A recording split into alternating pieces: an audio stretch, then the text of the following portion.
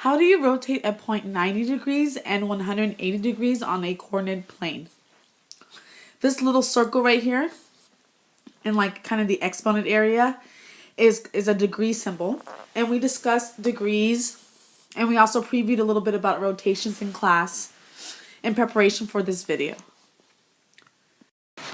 Here's a reminder of what your notes should look like to take notes from this video. There's only one video title, and it's number 1. Make sure you have your section and title up top, and also your notes in the right-hand column. And complete your summary once you're done reviewing the video and also reviewing your notes. Here are our goals for the lesson. We are going to identify rotations in a plane. So see what the degrees are for the rotation. And we'll apply rotation formulas to figures on the coordinate plane. And we'll also, when we talk about formulas, we're going to involve the slope as well. And another way to say your slope is your rate of change. And we're going to talk about rise over run. We're going to use rise over run to help us with our rotations along with rotation formulas. Here's a reminder of what a rotation is. A rotation is a transformation in which a figure is turned about a fixed point called the center of rotation. Let's go ahead and highlight the center of rotation. And a center of rotation can actually be on the object or figure, like that could be a center of rotation, or it can be on the outside of the figure, like right there, or even a point to the side. Can all be centers of rotations. Another way to describe rotation is to imagine that you have rays drawn from the center of rotation to a point in its image, and this forms an angle called the angle of rotation. For example, if you have this point G, that is the pre-image, and you want to rotate it 90 degrees, you really want to create a 90-degree angle, and if you see the 90-degree angle with these two rays, the new point, if I rotated this distance here, I can actually draw that down. If I rotated down this distance, then I'm rotating this 90-degree angle right here. And so my image point, G prime, would be right there. So our center of rotation was here, and we rotated the point G to G prime, 90-degree rotation. And this is called the angle of rotation. You can use a protractor to help create this angle of rotation, or you can use some formulas and some tricks with slope to help you do the rotation, which is what we're going to learn in this video. Here are some properties of rotation. Rotation is an isometry. An isometry has segment lengths are preserved, so we never change the segment lengths. Angle measures are preserved, so we never change the angle measures. Parallel lines will remain parallel whenever you're doing a rotation. And orientation is unchanged. You're just rotating the figure about a center of rotation. Make sure you write down all 4 of these properties for a rotation. Let's begin with rotations on the coordinate plane. I would like you to write down this information here called know the formulas for, and you're going to fill in formulas here, here, and here. Let me draw little boxes for you to put in your formulas. Okay, so you'll not only write it with the example, but then you'll also write it back here where it says know the formulas for. And unless you're told otherwise, the center of rotation is the origin 0, 0. And remember, the origin 0, 0 is right here. So this is center of rotation, so we're going to end up rotating points a certain amount of degrees around the center of rotation on a coordinate plane. Could you think of how many degrees I had to rotate that point? Okay, here's our first rotation. We're going to do a 90-degree clockwise rotation. Clockwise means we go the direction that a clock would go. So here we have point A at -2, 4, and we're going to rotate it 90 degrees clockwise to A prime. And the new point of A prime is 4, 2. So originally it was at -2, 4, and now it's at 4, 2. And notice there's our 90-degree angle. Now, since we can clearly see that this is a 90-degree clockwise rotation, we can then think of a formula that could apply. And notice when we have negative 2 and 4, we flip and have 2, 4, and then we change the sign of the x value. So we go from xy, which was in this case negative 2, 4, and then you change it, and this is the formula. You flip it so the y is now in the x position, the x is in the y position, and you change the sign of the x value. So another way to look at this is with slope. And sometimes this helps if you don't remember all the formulas. So you're going to go up. We're going to do rise and run. We're going to rise up 4, which is what I have here. And then we're going to run over negative 2, which I have here. And now, to get to the new A prime, I will then start at my center rotation. I forgot to say that last time. Start at your center rotation.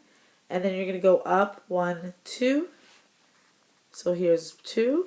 And then I'm going to go over 1, 2, 3, 4. And it gives me my new point. So I not only do I can use the formula, but I can also use 90-degree right triangles to help me do my rotation. And it's rise and run with the slope. So for the slope, the shortcut is to switch the rise and run and then also change the sign of the run or the x value.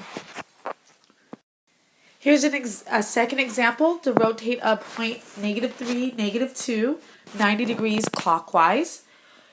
Here we begin with point negative 3, negative 2, and we're going to rotate it clockwise 90 degrees, and the center rotation is 0, 0. The formula, once again, was to switch the x and y and change the value of the x. Or if we're going to do slope, if we went down 2, so negative 2 over negative 3, I would then flip them and change the sign of the x value, so it becomes positive 3. So I go up 3, 1, 2, 3. Oops. Up 3, and then over negative 2, 1, 2. And here is my new point A prime. So you can either do the formula, once again, you can do the formula, or you can look at the slope. We're going to practice both in class. Okay, now let's take a look at a 90-degree counterclockwise rotation. So remember, counterclockwise is actually going the opposite direction of a clock. So we're going to begin with point A here at 4, negative 2, and we're going to rotate about the origin, which is the center rotation, 90 degrees counterclockwise. And then the clock would not go this direction, so this is the direction we need to go for counterclockwise. And we end up with our new point. So this has a whole new formula than a 90-degree clockwise rotation. And the formula for this one is to switch the x and y still, but instead of switching the value of the x, you're going to switch the value of the y. And if we look at the slope, if you look at the slope, you actually switch the rise and run. So down 2, negative 2, over positive 4, 1, 2, 3, 4. You switch them, and then you change the sign of the y value, which is negative 2. So you'll go up 1, 2, 3, 4, and over positive 2, 1, 2. Up 4, over positive 2. So 2 ways to remember how to do a 90-degree counterclockwise rotation, the formula or the change in the slope. The last type of rotation we're going to take a look at is a 180-degree rotation. It's almost like a mirrored image of the point. So here we're going to rotate this point A, negative 4, negative 2, 180 degrees. And since I didn't say clockwise or counterclockwise, we'll assume that it's clockwise. So we go this direction and we'll end up at A prime at 4, 2. So what did we do to go from here to here? Remember I said it was kind of like a reflection of each other? You can even think of it in terms of opposite. Here, let's take a look at the formula. We go from x, y, and we actually change the sign of just the x and the y value. So if it was both negative, they'll turn to both being positive. And let's take a look at the slope. For A prime, I rise down 2 and over 4. So down 2 and over 4. And now I'll just change the sign. I'll go up 2 instead and then over positive 4. So up 1, 2 and over 1, 2, 3, 4. And there I end up at A prime, my new point. 2 ways to remember the 180-degree rotation as well. Here's some practice with 180-degree rotation. Please make sure that you copy everything down, and then when you're ready to follow along with me, go ahead and resume the video. Okay, remember for the slope, we're going to just change the sign of the slope, or we're going to switch the x and y value, or excuse me, we're going to change the sign of the x and y values. So this point, I notice it's not a sign. Let's assign it. We're going to begin here at A. We'll call this point A at 3, -4. So now I'll change the 3 to being negative and the 4 to being positive to get my new point right up here. And if I was using slope, if I went down 1, 2, 3, 4 and over 3, 1, 2, 3, I would then go up 4, 1, 2, 3, 4, and then over to the left 3. And now we did a 180-degree rotation. Okay, let's summarize what we just learned throughout the video. We learned how to do a 90-degree clockwise rotation. That's going the direction of the clock. And remember, the center rotation is 0, 0, the origin. 90-degree counterclockwise rotation as well. That's going against the direction of the clock, and still origin is a center rotation. And then we learned how to do a 180-degree rotation, and we did that clockwise. So here are the formulas. Once again, recapping. For 90-degree clockwise, it was switching the x and y and changing the sign of the x. For 90-degree counterclockwise, it was switching the x and y and changing now the value of the y. Excuse me, the opposite sign of the y. And 180-degree clockwise rotation was just changing the sign of both x and y. And I just thought about this. It actually doesn't matter. It's the same thing for clockwise or counterclockwise. That's why we didn't assign it for this one. So let's look at the slope. Remember, this one is switching the x and the y and then changing the value of the run. This one's switching the run and rise, changing the value of the rise. And this is just leaving the rise and run there and then changing those signs.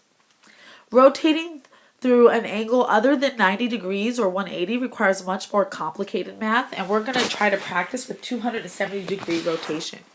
But we're going to wait on that, and we're going to first practice with these 90 degrees and 180-degree rotations. Okay, now that you practiced, we went over the rules, and you should have wrote them a few times in your notes. Now you can answer the question, how do you rotate a point? Oops, didn't want to do that. How do you rotate a point 90 degrees, 180 degrees? And remember, I took out the 270 for the video, so we will discuss that further in class. Instead, you just focus on 90 and 80 degrees, and this is on a coordinate plane. How do you do the rotations? There's two ways we discussed, okay? One way would be the formulas, and the other would be the memorization of rise and run.